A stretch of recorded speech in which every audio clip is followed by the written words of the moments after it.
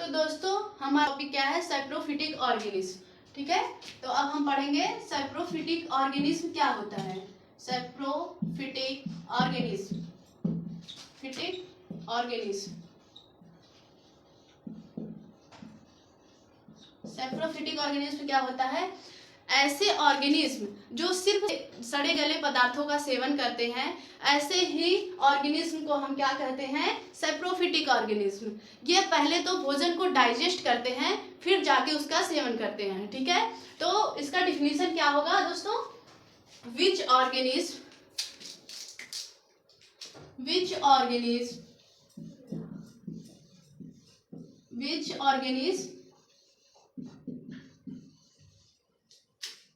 feed death and decaying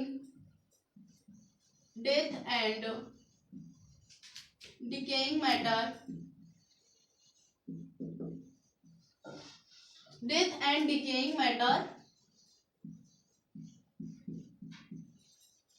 this type of organism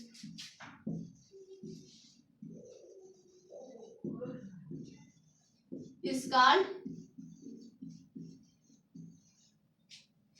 saprophytic organism.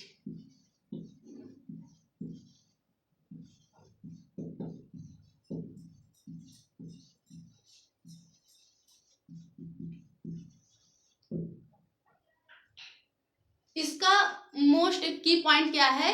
जो ये saprophytic organism होते हैं वो अपना भोजन इंजेस्ट करते हैं आउटसाइड द बॉडी। ठीक है, तो इसको हम क्या लिखेंगे?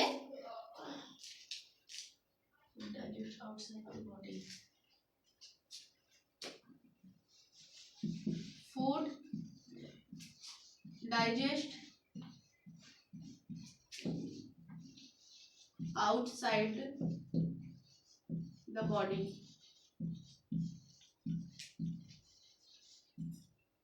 एग्जाम्पल में हमारा क्या हो गया? एग्जाम्पल में हो गया जैसे एगारिकस,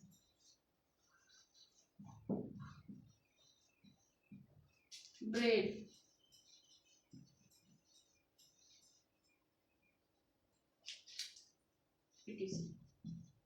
ठीक है।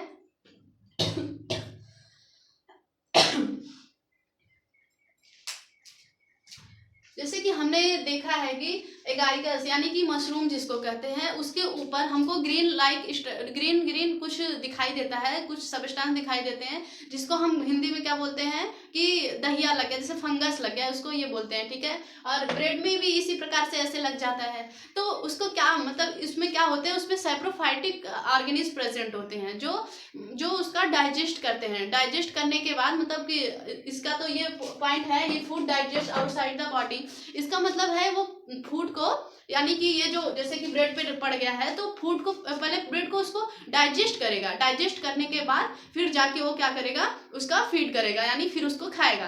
तो ऐसे ऑर्गेनिज्मों को हम क्या कहते हैं? Saprophytic organism. अब सैप्रोफिटिक ऑर्गेनिज्म पढ़ने के बाद हम पढ़ेंगे पैरासिटिक ऑर्गेनिज्म क्या होता है। ठीक है, तो हमारा नेक्स्ट हेडिंग क्या है? Parasitic organism. Parasitic organism.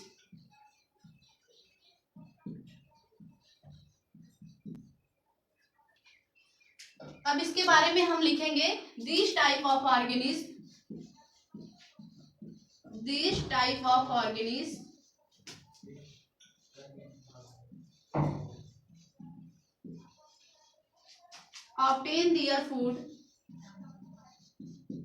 obtain their food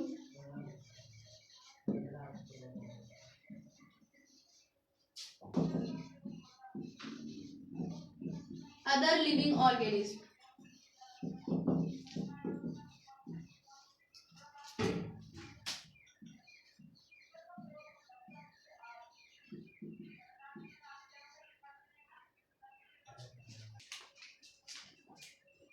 तो इसका डिफिनीशन क्या है? This type of organism obtain their food from other living organism called parasitic organism,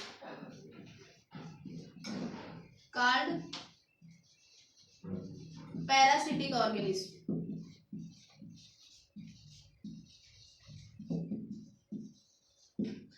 parasitic organism में क्या होता है, ऐसे ऑर्गेनिज्म जो लिविंग ऑर्गेनिज्म के ऊपर क्या करते हैं, लिविंग ऑर्गेनिज्म से अपना न्यूट्रिशन लेते हैं, ऐसे ऑर्गेनिज्म को क्या बोलते हैं हम लोग, पैरासिटिक ऑर्गेनिज्म। जैसे जू हो गया, जू मतलब कि इंसान के बाल में क्या पड़ जाता है, जू पड़ जाता है, वो जू क्या होता है, वो ह्यूमन के बाल से क्या करता है, अपना मतलब कि उसमें उपस्थित क्या न्यूट्रिशन को अपने अंदर एब्जॉर्ब करता है। ऐसे ऑर्गेनिज्म को हम क्या कहते हैं, पैरासिटिक ऑर्गेनिज्म। जैसे देखो अभी कुत्ता ही हो गया, कुत्ता हमेशा खुजली करता रहता है ना, वो क्यों करता है, क्योंकि उसमें टिक, उसके अंदर वो जो है वो टिक नामक ऑर्गेनिज्म होता है, तो क्या करता है, उसको उसके बॉडी में रह के बिना नुकसान पहुंचाए उसको क्या करता है, उसके बॉडी से न्यूट्रिशन लेता है। ऐसे ऑर्गेनिज्म को हम कहते हैं पैरासिटिक ऑर्गेनिज्म। तो एग्जाम्पल में हम क्या लिख लेंगे,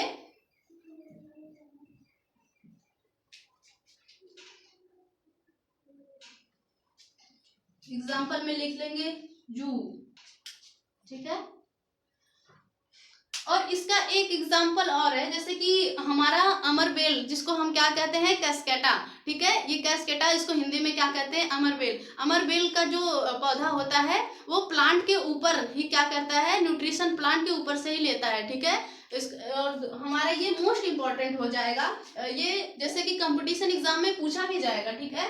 तो हमारा प्लांट में क्या हो जाएगा, प्लांट में क्या होता है, कैस्केटा।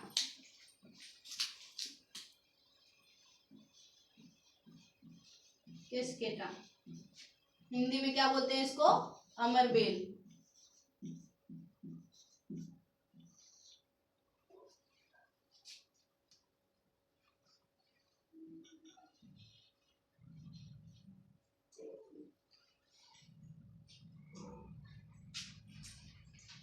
ठीक है, अब इतना सब जानने के बाद हम पढ़ेंगे रिस्पायरेशन इन प्लांट, ठीक है। अब हमारा नेक्स्ट टॉपिक क्या होगा, रिस्पायरेशन इन प्लांट, ठीक है। तो अब इसको लिखने के बाद हम हेडिंग डालेंगे respiration in plant.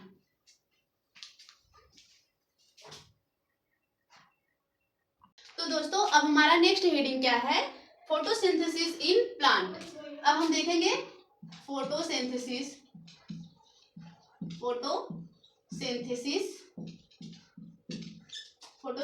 In plant, ठीक है।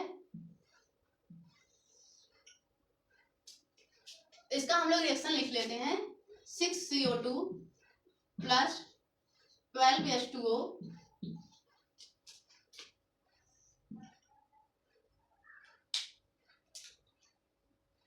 प्रेजेंस ऑफ सनलाइट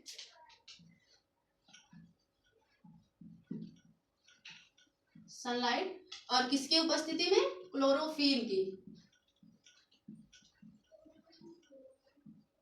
क्लोरोफिल की उपस्थिति में क्या बनाता है,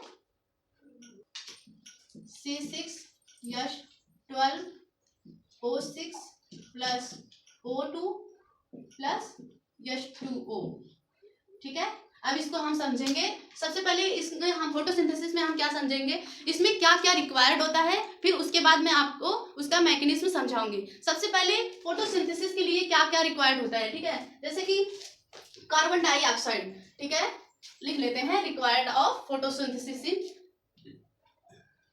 रिक्वायर्ड हेडिंग सिर्फ लिख लेते हैं, रिक्वायर्ड, ठीक है। रिक्वायर्ड में लिख दे रहे हैं, आप लोग समझ जाना। रिक्वायर्ड में क्या होगा, सबसे पहले हमको क्या चाहिए, CO2 हमको कहाँ से मिलेगा दोस्तों, ये CO2 हमको मिलेगा एटमॉस्फेयर से,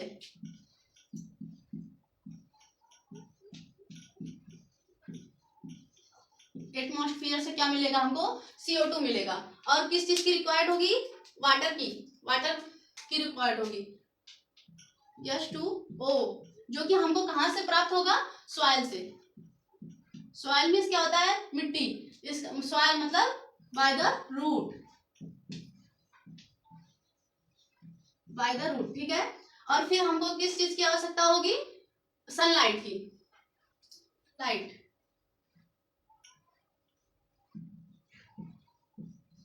जो कि क्या होगा हमारा सनलाइट होगा।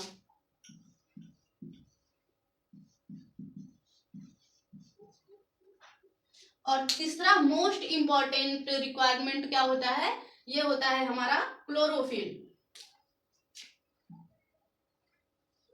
क्या हो जाएगा दोस्तों, क्लोरोफिल। क्लोरोफिल क्या होता है, ये क्या किसमें प्रेजेंट होता है, क्लोरोप्लास्ट में, क्लोरोप्लास्ट। ठीक है, अब हम समझेंगे by the help of chlorophyll कैसे फोटोसिंथेसिस की प्रोसेस होती है। ठीक है, अब हमारा हेडिंग नेक्स्ट क्या होगा, मैकेनिज्म ऑफ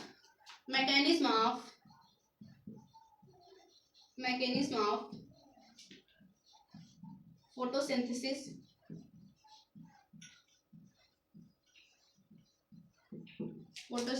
इन प्लांट।